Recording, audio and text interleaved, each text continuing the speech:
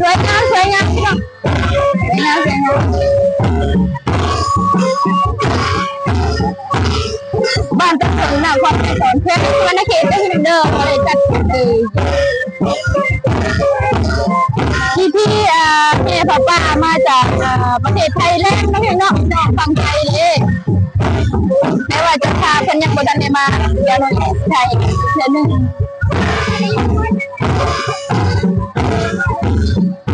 มีแต่เงินนะพี่น้องเห็น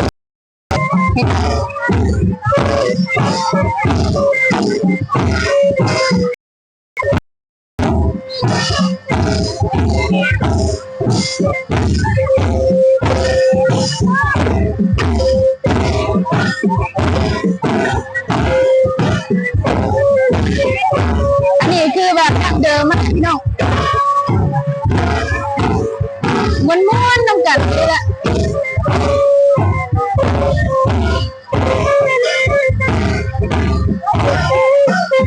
พึกษากับแม่นี่เลยใครยังเคยเห็นประเพณีบ้านอื่นบ้านฝั่งลาวเนาะจะเอามาให้ดูในช่วงน้ำกันพี่น้องเป็นจะเป็นที่ตามอันนี้คือแบบแม่ป้าหรือว่าอย่างกระพินพี่น้องน้องยังกับโอ้โหเข้าใจแต่ว่าคนครับนี่เป็นเงินต่างประเทศเนาะอันนี้คือป้ามาจากประเทศไทยแลนด์เนาะหรือว่าทางฝั่งไทยมาจากฝั่งไทยเนาะต้องกัน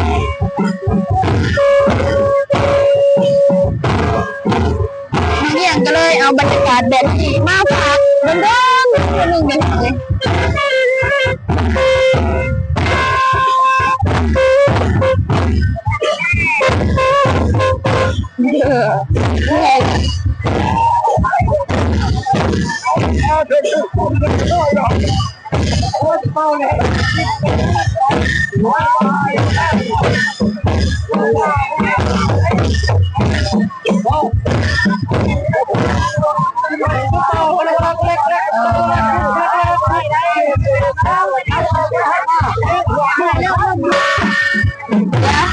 ไปเบิ่งเจ้าภาพ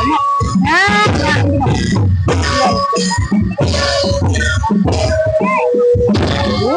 สวยสวย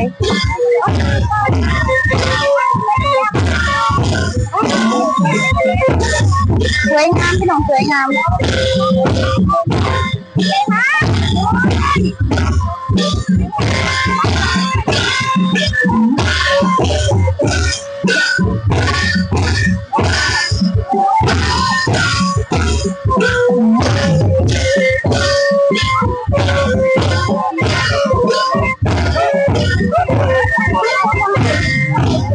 อันนี้คือเจ้าภาพอันนี้คือเจ้าภาพ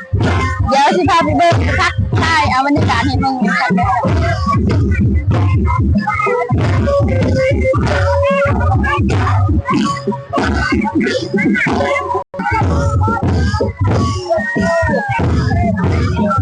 อันนี้คือเจ้าภาพเลยพี่น้องอุ้ย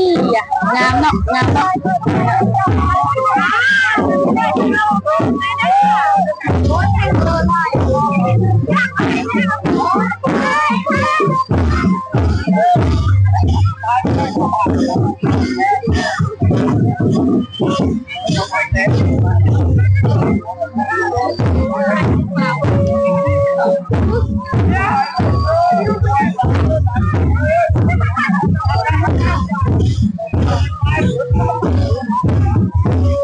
คนพอดอยู่ทางหลังเลยพี่น้อง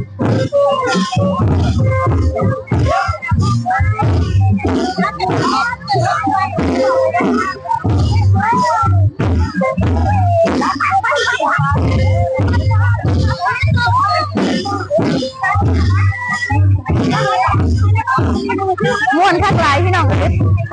อันนี้คือยังวะมาจากประเทศไทยด้วยอย่างเดียว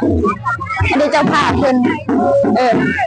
เจ้าภาพเพิ่นเนาะ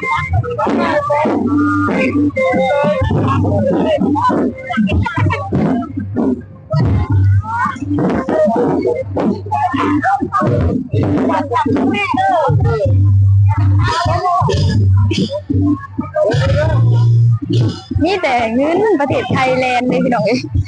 เพราะว่าเพิ่นอยู่เพิ่นไปเฮ็ดงานอยู่ผู้ถือนั่นจะเป็นผู้ชายก็เป็นคนไทยเนาะแล้วก็มาได้เป็นทางลาวก็เลยแบบ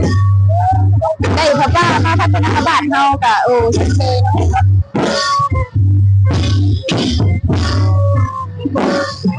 หยุด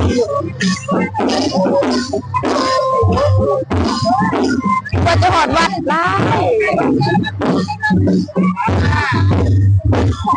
มีมือกล่องอีกเด็ดอันนี้คือมือกล่องคุณเด็ดสวยงามสวยงาม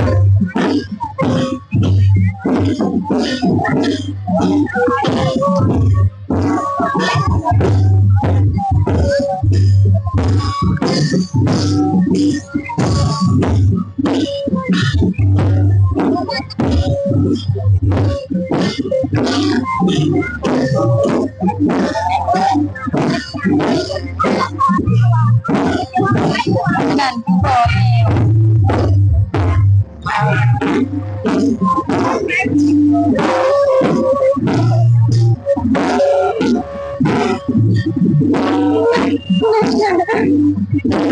ได้จะแข่ง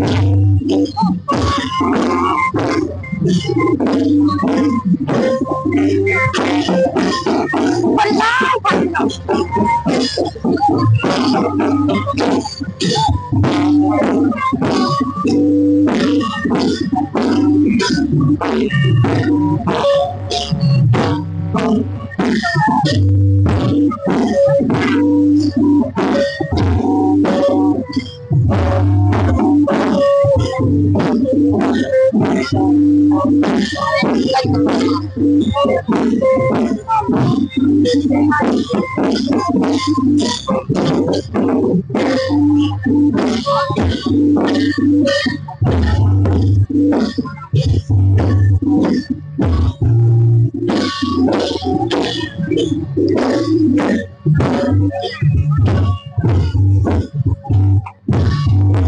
บรรยากาศมาฝากมาตอนFCพี่น้องเอ้ยม่วนคักเลยนี่บ้านเฮาไกล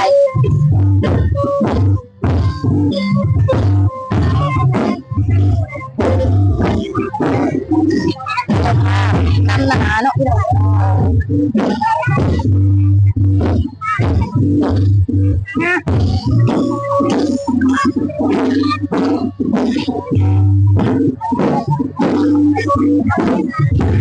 เดี๋ยวเป็นผู้ชายเอาสามอะไรนี่เอาเลยวัวเสียเลยวัวผู้สาวน้ำเลยถ่ายเลยขออนุญาตถ่ายนะ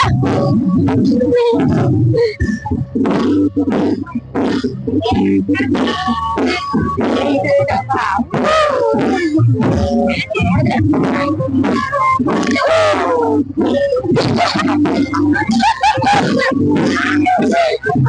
ได้กินขนม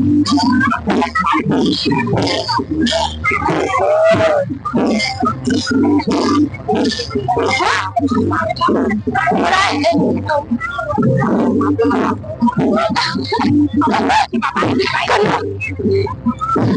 มาเจ้าขนมน้องอยากจะหาเจ้าขนมกันพร้อมเดี๋ยวพี่น้องเลยเอาผู้ภาษาเองที่พร้อม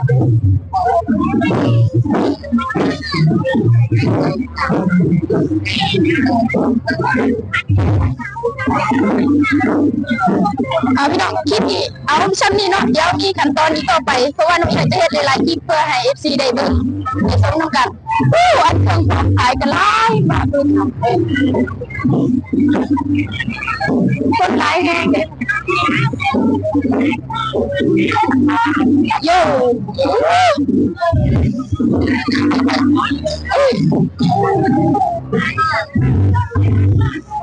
พี่น้อง